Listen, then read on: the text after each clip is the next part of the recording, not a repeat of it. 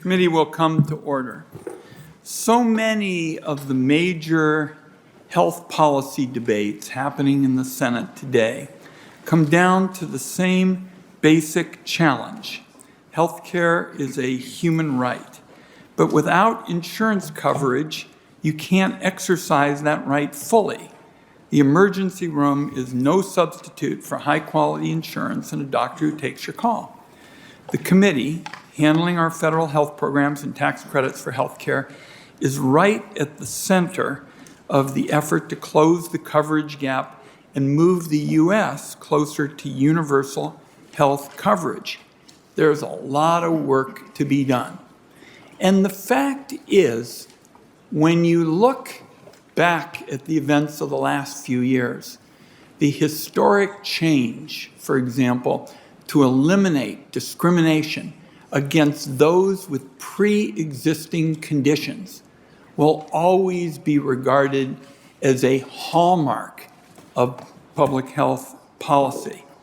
Right now, we're working on crucial efforts, for example, to show that we can provide relief to people at the pharmacy counter who feel they're getting mugged, while at the same time promoting innovations. And we're on the cusp of a historic opportunity to provide coverage to seniors and the disabled through home and community-based services. So these are all a handful of the particularly promising opportunities for the days ahead. And we're going to start this morning with Senator Reverend Warnock, who's become the conscience of the Senate on the basic question of closing these coverage gaps. Reverend Warnock was a crusader for health care long before he was a member of the Senate. His home state of Georgia is one of a handful of states where Republican leaders have blocked the expansion of Medicaid. Instead of getting health coverage to many of the most vulnerable people in their states, they're clinging to a decade-old political grudge against the Affordable Care Act. That's one aspect of the health coverage challenge the committee is going to discuss today. The committee will also talk about building on what worked in the response to COVID-19. Earlier this year, reversing a Trump policy that restricted coverage to people during the pandemic, President Biden announced a special enrollment period for health insurance. Nearly 3 million people signed up for coverage.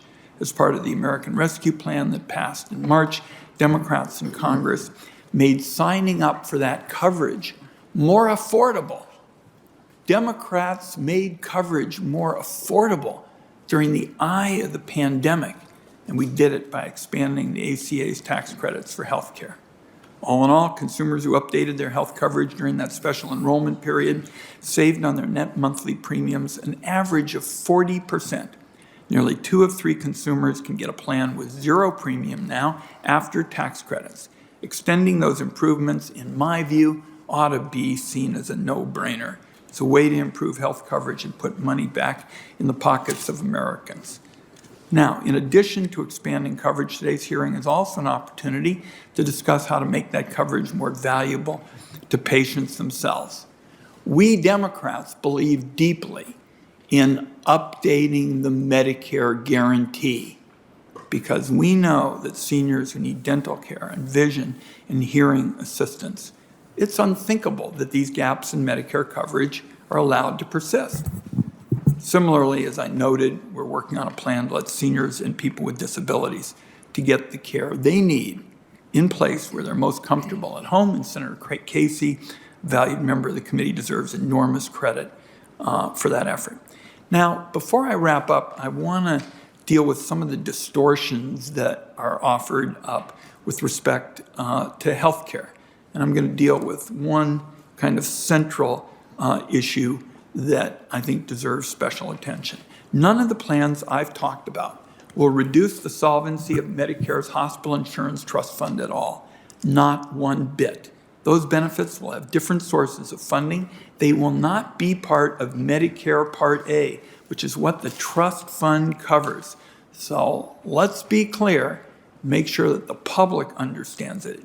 None of the plans that we're talking about will reduce by a bit the solvency of Medicare's hospital insurance fund. Furthermore, Republicans trot out this same attack in all the advertisements and campaigns every time Democrats propose a significant improvement to health care. And it's not true. The Affordable Care Act, for example, extended the solvency of Medicare by 12 years. Republicans falsely claimed just the opposite. And they continued to make the claim even after it was fully and repeatedly debunked. Also, we know that this stated concern by Republicans over Medicare's finances didn't stop them from attempting to repeal the ACA, which would have devastated Medicare's finances had they succeeded. The Trump tax law even reduced payments into Medicare's trust fund. Just think about that one. That flawed, horrendous 2017 tax bill actually reduced payments into Medicare's trust fund. Now, we are all going to have to work together on the hospital insurance trust fund going forward.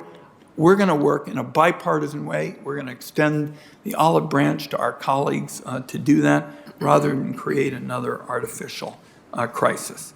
The fact is, Democrats here in the Senate have been working constantly to uphold Medicare's finances while upholding the promise of guaranteed benefits. So we got a lot to discuss today. We're going to have a lively hearing, I'm sure. I want to thank particularly Senator Reverend Warnock for being here to discuss some of these crucial access issues today, and we're looking forward to Q&A.